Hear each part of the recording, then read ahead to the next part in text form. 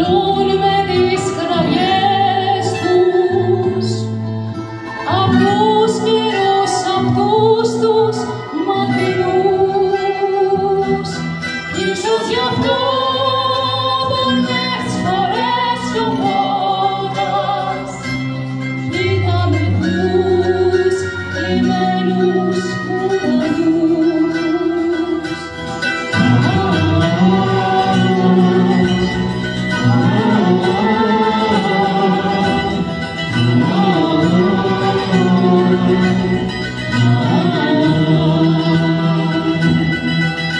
Πετάει ψηλά το κουρασμένος μάρι στις δύσεις τι θα πει εγώ πάλι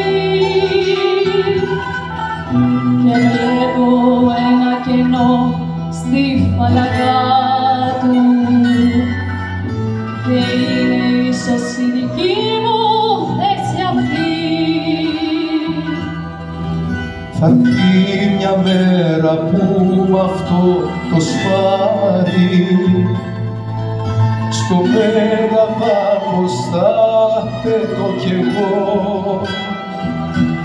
σαν γερανός καλώντας απ' τα ουρανιά όλους εσάς που έχω αφήσει εγώ.